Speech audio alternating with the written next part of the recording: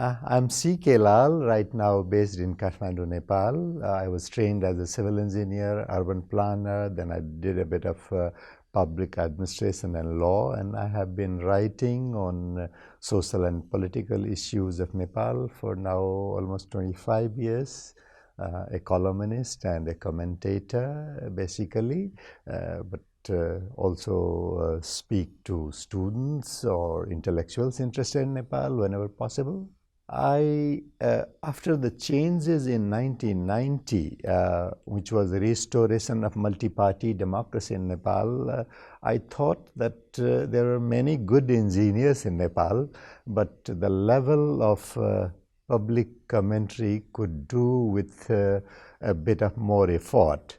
And I thought it may sound hubristic now, but I thought maybe I had something to add to the discussion going on, and I started with a column called Fifth Column in the then Independent Weekly.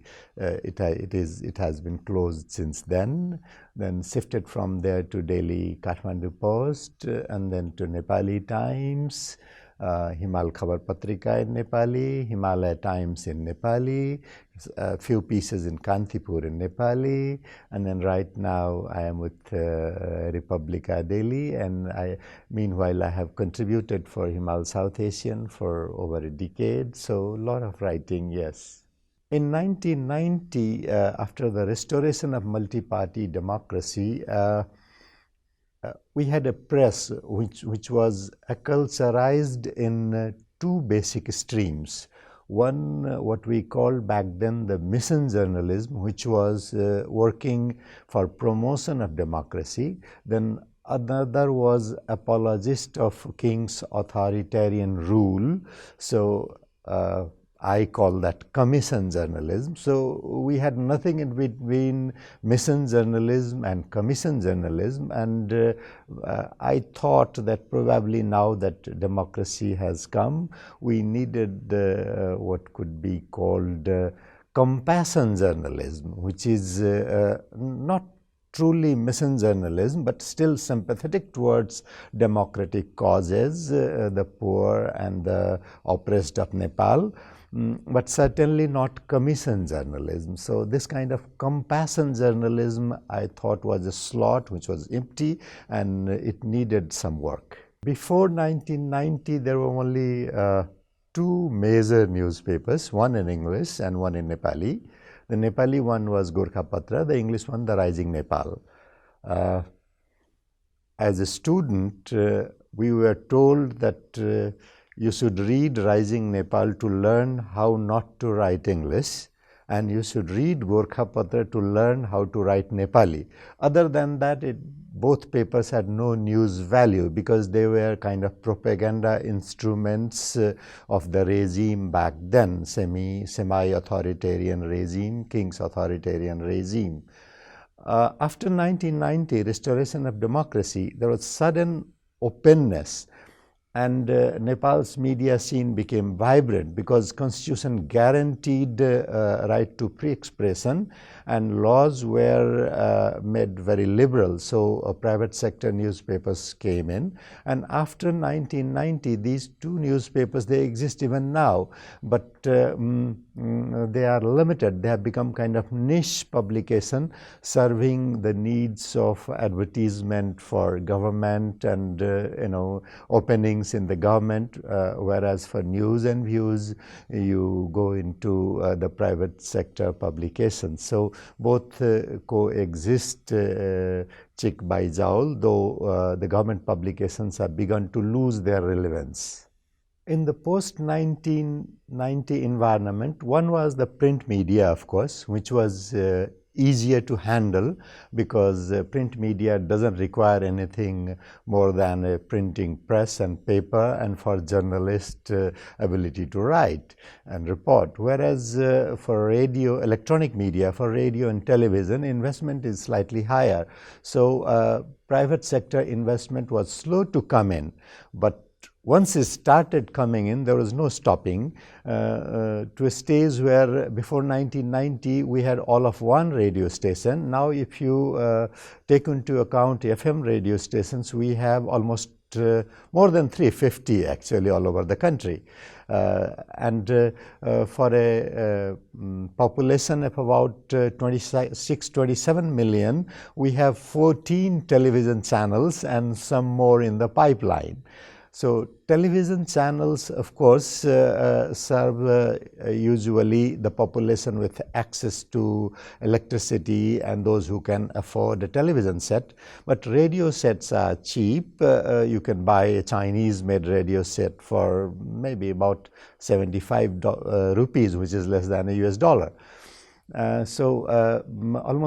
The radio has almost more than 75% of Nepalese have access to radio programs, and these more than 350 FM stations are located all over the country. They broadcast in different languages. To just give you one example, in my hometown alone, which has a population of less than 50,000, we have about 5 FM stations.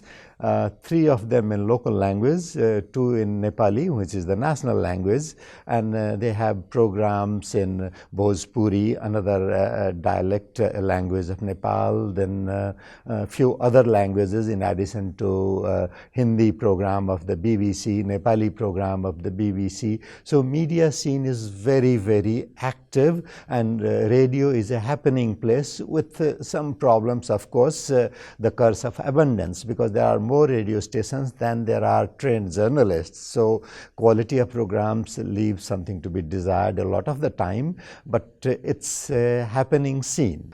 When Maoist insurgency started, the risk was only from the insurgents. But then we had this period of emergency, and the king took direct control, and we had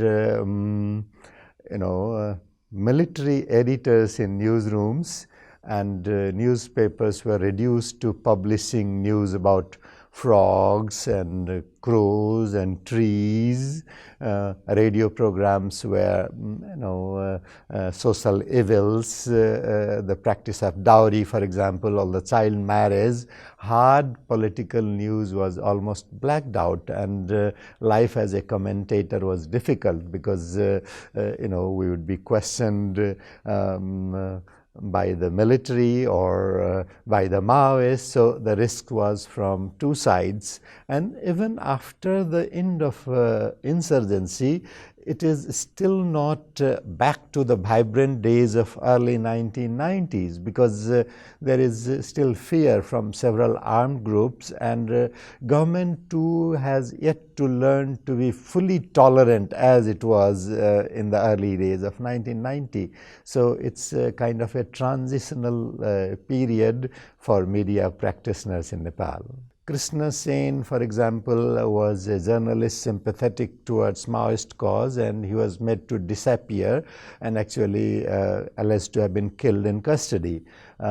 Another critique of the Maoist, Dekendra Thapa, he was taken under custody by the Maoists, and recently some of Maoist cadres admitted that they buried him alive, and that case is being investigated now. So both sides were equally repressive of journalists, and many journalists lost their lives. Actually, in those days it was said that Nepal was one of the most difficult places to be a journalist in the world, and it has improved slightly, but even now Nepal actually falls among 10 most difficult places in the world to be a journalist. We became, the journalists in Nepal, we became kind of more as an activist. Some of us having our sympathy with the Maoists, though the small part, many of us with a democratic cause, and some of us even apologists of the royal military regime. So it was a divided scene, and once the profession is divided, it becomes weak, and probably we were not as strong a force as we could have been had we kept our impartiality intact and worked in unison for peace rather than giving ear to our prejudices and adding fuel to the fire of armed conflict. So that is a reflection. But where I think Nepali media can be proud is that despite the challenges, it kept working. Not one radio station was permanently closed down. Television studios were functional. Newspapers were still being published. Despite all the pressure, the media scene remained open, and that was one of the few places where sanity could be seen inside the country. So something we should think about is our impartiality, and something that we can be really proud of, the Nepali media persons can be proud of, is we never cease to work. I have been thinking about this constant change in Nepal. You see, in Nepal we have had 6 constitutions in almost as many decades. So as far as per decade constitution making goes, Nepal must rank first in the world, in a lighter vein, of course. We had our first constitution in the 1940s, then the second one in 1950s, the third one in 1960, the fourth one again in 1960, the fifth one in 1990s, and the sixth one after 2006. And I try to think, why is it that we become so dissatisfied with a constitution within 10 years? And I came to a conclusion that it could be that we have not been able to define what it means to be Nepali. When any constitution is said to be, to borrow a very famous word, for the people, by the people, of the people. But when you say people, who are these Nepalese people? And then I thought maybe the nationality question in Nepal is as yet unresolved. Our kings defined Nepalese as someone loyal to the crown rather to the country. And even during democratic regime, it was a cultural definition of nationality rather than political. Cultural is one language, one religion, one people, one race, one kind of food, one kind of lifestyle. So this plural nationality which citizenship should encompass, I thought that definition had not yet come in, and that's why this unless you have this nationality question resolved, it's very difficult to go into political ideas like democracy or socialism. So I thought this nationality question needs to be resolved, and I wrote a book first in Nepali, Nepali Huna Lai. So from Nepali, Nepaliya. Nepali was kind of a cultural idea, this one language, one race, one culture, one religion idea. And the Nepaliya is a political idea that you live in Nepal, you may be of any culture, you may speak any language, you could be a Muslim, a Christian, a Buddhist, a Hindu, a Baha'i or whatever, but still you can be a good Nepali. So this accommodative idea of Nepali nationality, I came up with this monograph actually, and then it had a very wide discussion all over the country, many districts, almost 45 districts. Almost all the top leaders of Nepal commented upon content of the book, including former Prime Minister Baburam Bhattarai, Nepali Congress leaders, UML leaders, Janajati leaders, Madhesi leaders, many civil society activists, almost all journalists.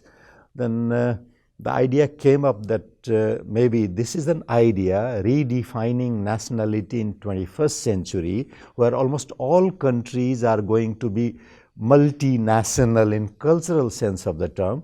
So contents of the book should come in English as well, and that is how I translated the book in English.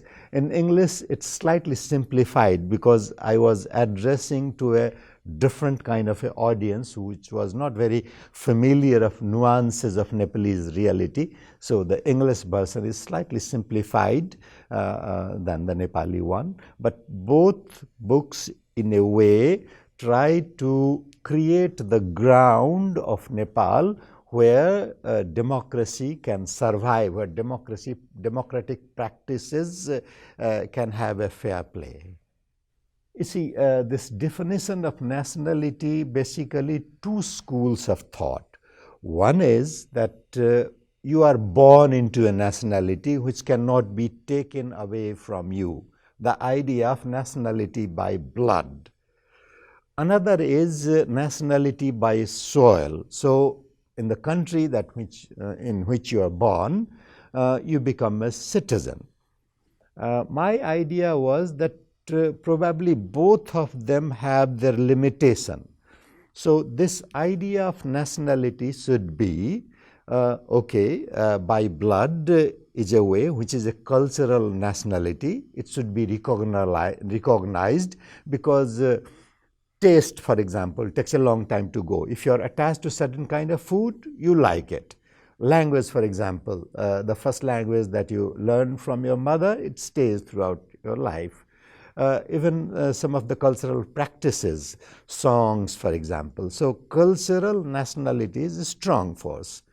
Political nationality, to the loyalty to your country of birth is equally strong because you breathe that air, you drink that water, part of that soil comes into you. So that is also very strong. Without denying these two, you cultivate a culture of tolerance which accepts the diversity, and essentially it becomes a political allegiance to certain constitution that makes you a national of that particular country. So that is, it's a complex argument, but I try to simplify it a little more in Nepali version with historic instances from Nepal, how this Nepali idea came up, first from Khas Nepali and then to Gorkhali and then to Nepali. In English version, a generalized idea of cultural nationality, social nationality, and then political nationality. Why constitutions fail? I think this is one of the most challenging questions in political science. Constitutions have failed. In Germany, for example, Weimar Constitution was said to be one of best of that time, but it could not stop Hitler from rising through popular German mandate. That is a question we have been facing in Nepal also. For example, the 1990 Constitution was said to be one of the best in the world because it had incorporated best features of common law of United Kingdom and the popular mandate of this American system, the best features of both. So it was a hybrid constitution, but said to be very ideal from political science point of the view. But contrary to political science, there is something called politics, which works according to how it relates to ground realities in that particular country. And my idea in assessing the failure of Constitution of 1990 was that at the moment of crisis, nobody owned up that document. Nepali Congress and UML, two main political parties, they were instrumental in its framing. But when the Constitution was under attack, none of them stood up to defend it.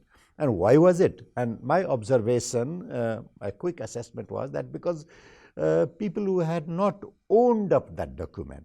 So it's very important to make people own up a document. That document may not be perfect. What is more important is people should think that they have made this constitution, it is their constitution. Then only they come to defend it. So this is how what Nepal really needs is not the best constitution in the world, which has failed, but what Nepal needs is a constitution which all kinds of Nepalese feel that it reflects their aspiration, it addresses their concern, so that when it comes under a crisis, which always happens in any society, in any country, then they can stand up and say that, no, this is our constitution, we'll defend it. So that kind of a definition requires that we need a new document, a new mandate. I was born in a Maithili-speaking family. When I went to school, I was taught Nepali in Hindi medium because most of my teachers were educated in India, and Nepali was a required language because it was a national language. Then in the university, I did most of my reading in English. And since Nepali was the official language, I ended up working in Nepali and in English. Most of my books are, including play and other books, in Nepali and in English. But I had a column for quite a while in Hindi. And of course, I have written a book in Maithili as well. So these 4 languages, I ended up being equally conversant. But since most of the work needs to be done in Nepali and English, so that continues to be 2 major languages. Nepal's linguistic diversity, it's really fascinating. With 27 million people, we have more than 102 recognized languages by the census authorities. So even if you discount languages that are spoken by less than 1% of the population, we still end up having 7-8 main languages. Now, we do need some kind of a lingua franca to connect all these language speakers. Due to investments made in Nepali over last 250 years, it has established itself as a lingua franca. So we cannot get away from Nepali. Whether you like it or not, some linguistic campaigners are against it, but that's a reality you can't run away from, because in that investment is a national investment. You cannot run away from English as well, because it has emerged as an international language. In addition to that, our close neighbor is India, where for all practical purposes, the official language is English.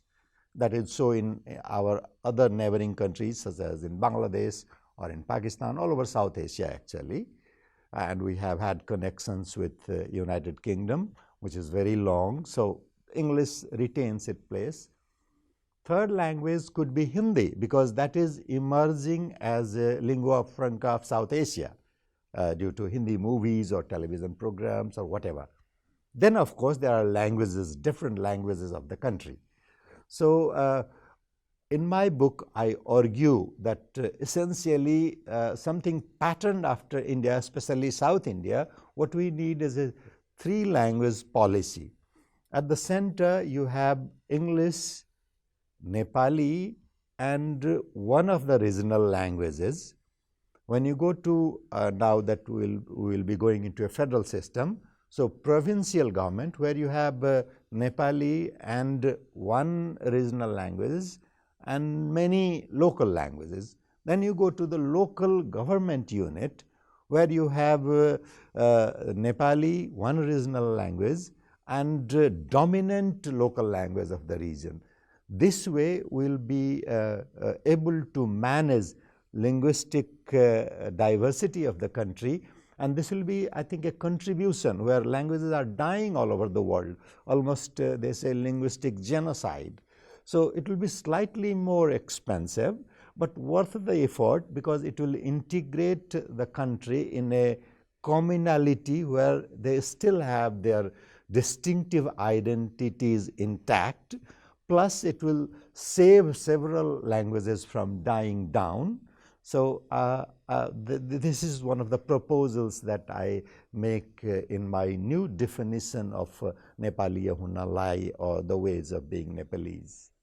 Nepal has not been getting the attention it requires I think mainly because it is surrounded by two of the largest countries of the world. To the east, west, and south, we have India, a billion-plus country, and to the north, even though it's Tibet Autonomous Region, but essentially People's Republic of China, which is another billion-plus country. When you are surrounded by billion-plus countries, you tend to forget that 27 million people makes Nepal one of the 50 biggest countries in the world out of 200 or so UN member countries. So Nepal in itself is not as small as it appears. That is by size, geography, or population. It's one of the 50 largest countries of the world. Second, if you were to draw diagonal lines on a map of Asia, you'll find that Nepal is close to the center. So apart from being a transitional space between the great Indian civilization and the Tibeto-Chinese civilization, and also the East Asian civilization of Burma, Thailand, and the West Asian civilization which extends from Persia, Arabia, through Afghanistan, Kashmir. So it's a meeting point of cultures and civilizations. That is its cultural civilizational significance. The third is sociological significance, because it has got so much diversity that it becomes some kind of a political social laboratory where you can observe things from very close. And then, of course, this political challenge in Nepal multiple transitions from monarchy to republic, from Hindu religious state to a secular state, from a planned, controlled economy to open economy, from unified unitary society to a plural society, from a unitary system to a federal system. So no matter what kind of political experiment interests you, it is being tried out in Nepal, and its lessons will be useful for anywhere in the world, because essentially if human beings are political animal, they are political animal anywhere. If they are social animal, they are social animal anywhere. And the fifth point, which I think should attract world attention towards Nepal, is the definition of democracy till now has been very much based upon the print culture. When this Benedict Anderson's idea about print making nationality is based, then we had radio culture, which kind of improved these democratic practices. We went to television culture, internet culture. Now you have this social media, which is likely to affect practice of democracy, and that in a new setting, you see impacts more clearly. So this observation, how it works out in Nepal, it will have useful lessons for almost any country in the world. So I think this is why Nepal should get more attention from scholars, from students, from whoever is interested in climate change geographically, because we have Himalayas and the plains, or social changes, cultural changes, political changes. It's a fascinating place. It's one of the most interesting times to be in Nepal.